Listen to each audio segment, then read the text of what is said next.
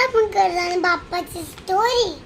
मग तुम्हाला ही स्टोरी आवडेल मग तुम्ही व्हिडिओ कमेंटमध्ये लाईक करा, चॅनलला सबस्क्राईब करा आणि बेल नोटिफिकेशन क्लिक करा.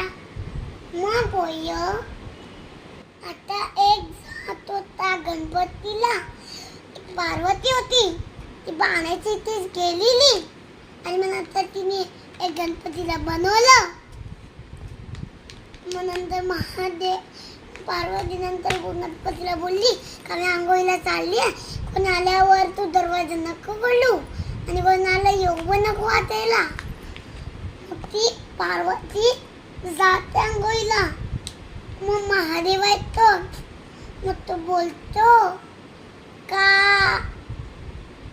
मला आजीचे पार्वती बोलायला. मग गणपती बोलतो नाही नाही नाही नाही, पार्वती आंघोळ करायला गेली आहे. तुला बोल असं होय, पार्वती आंघोळ करायला गेली. मग तुम्ही आतमध्ये नाही जाऊ शकतात. पार्वती मला आधीच बोलून गेली का कोण आल्यावर नाही बोलायचा दरवाजा. महादेवाला राग येतो.